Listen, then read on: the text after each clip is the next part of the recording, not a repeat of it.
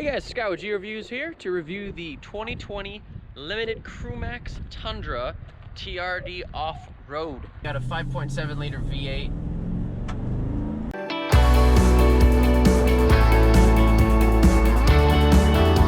This video has been brought to you by Route 44 Toyota in Raynham, Massachusetts. They've got hundreds of new and pre-owned inventory on the lot to choose from, so go check them out. Specs for the 2020 Limited TRD Offroad comes with a standard 5.7 liter V8. It's got 381 horsepower, 410 pound-feet of torque, made it to a 6-speed automatic transmission. We got maximum towing of 9,800 pounds and max payload as 1,560. Fuel tank capacity is 38 gallons. Mileage per gallon is not great, 13 in the city, 17 in the highway, and the retail price for this particular model is $52,930. Starting with the exterior styling of the 2020 Limited Crewmax, we have lots of chrome, if you haven't noticed. Lots of chrome, the whole front end is all chrome.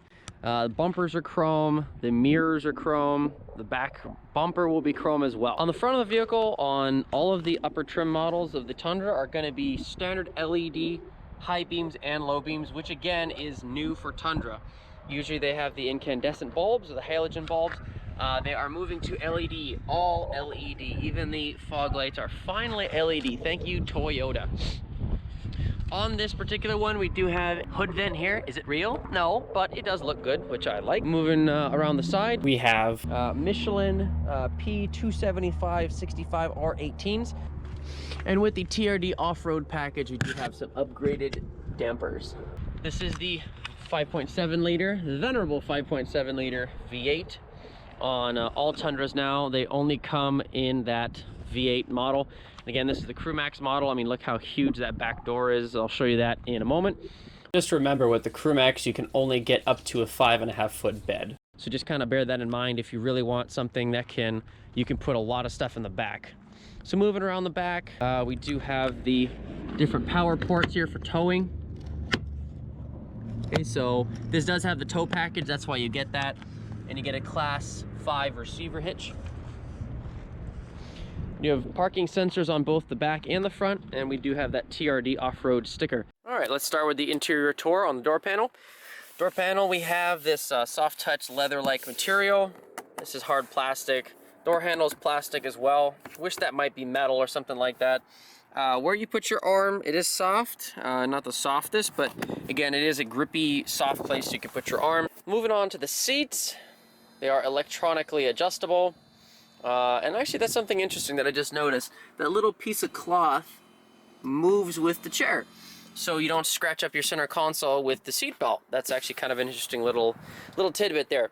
We do have electronic lumbar support. Thank you, Toyota. The seats look good, not like super anything crazy, but they are comfortable and they are leather, kind of hard leather throughout most of it. Start this guy up. And we'll hear that familiar big V8 rumble come to life, that Tundra motor. And again, that 5.7 is the only available engine in this car. On the left-hand side, we have all your standard switchgear, your mirror controls, indoor lights. We have your bed lighting. You also have that entire back window goes down, which is so cool.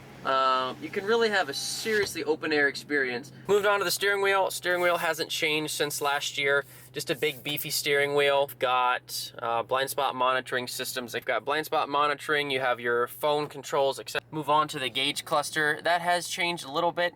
It is certainly updated, and it looks handsome, right? So you've got your RPMs. You have your various controls here. And, with these buttons right here, we can change the different. We've got the we've got compass, information, range, music, your lane keep assist, tire pressures, trailer brake controller, because this does have the tow package on it. And then also this does have Toyota safety sense, so blind spot monitoring and those different safety equipments as well. That is pretty much it for the steering wheel. Big beefy steering wheel, like I said, it's wrapped in leather, very nice. Moving on to the center stack here, we have a spot for your phone or spot for really anything. It's pretty grippy up there if you want to just toss that up there. The center control stack here, it is updated. It definitely looks a little bit better. It's got all the different controls. It's touchscreen as well, very responsive. just like all your other modern Toyota infotainment systems. New for 2020, it does have Android Auto, Apple CarPlay, which is awesome. That's pretty much it. I mean, there's nothing super interesting other than that. Again, it's all the standard Toyota stuff. It is very responsive, the map and everything. Moving down from there, we have our climate control. It is dual climate control. We've got these big beefy knobs on both sides. Heated seats, that's that. Moving on down below that, we've got USBs. We got 3 USBs. We have 2 2.1 amp traction control, on off, parking sensors, a security alarm, and then we have a standard 12 volt outlet over here. This is a spot that I've always wondered why they don't do something different with it. It's just kind of scratchy plastic and a cup holder, and again, you can't stick a whole, you can't really, like, for example, here's my Yeti cup. It doesn't fit. I don't know why they put a cup holder right there, because again, I mean, it's right up against the center stack here, so I'm not really sure about that one. But anyway, not sure why they did that. You've got a spot here for. Let me know what you guys put here. I'm not sure. I'm not sure what you put there. Got 2 big cup holders. Another just kind of empty spot here for whatever you want to put there. Center console in this guy is absolutely massive. Again, you can put your phone there if you want. It says limited on it. And again, it's just a massive cavernous hole of a thing. I mean, like I said, you could probably put, I don't know, a motorcycle helmet in there. It's just that big. Up top, we have business cards, a little place for your sunglasses, a little bit of wood trim here on both sides.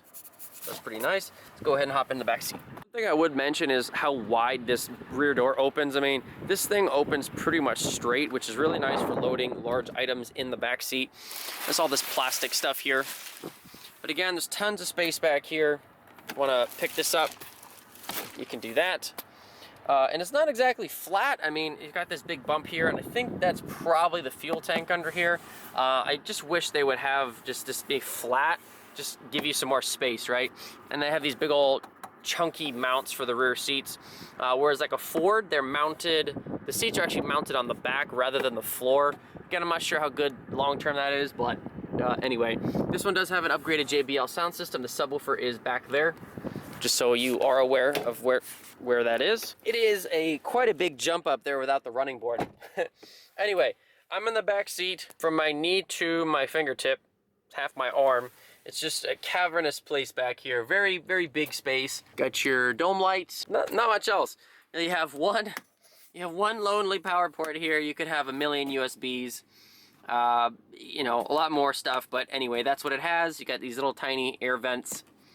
Nothing crazy back here, really. You've got your armrest. That's about it. So anyway, that is the interior of the Tundra. Let's go ahead and take it for a spin, and we'll show you how it does. Forgot to mention around back, we've got the backup camera here, and it is a soft open tailgate, which is nice. This particular model does not have really any frills in the back of this truck. There's no bed lighting, there's no outlets, anything like that. You do have this rail system, which is nice, so you can put cleats and whatnot. Little bed liner on here, but again, you can get all that stuff on as options. So, and it's a pretty light tailgate as well. All right, let's take the 2020 Toyota Tundra off-road on the road. One thing I do notice very quickly is how many turns lock to lock it takes to turn this beast. But anyway, we got a 5.7 liter V8.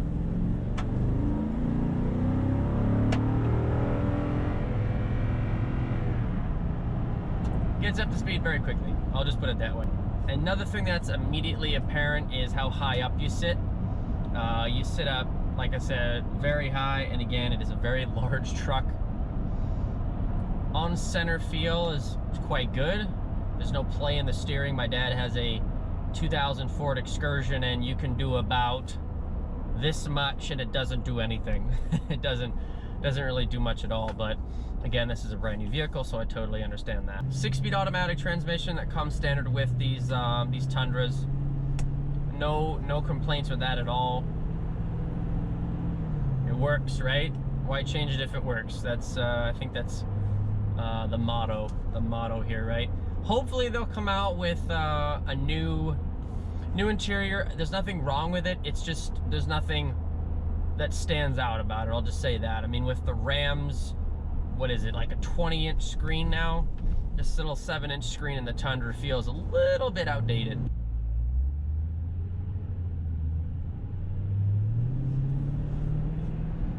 The acceleration is very good too. I very much enjoy it. 400 horsepower feels great in this guy. And it's always just right there. It's there instantly when you hit that accelerator pedal.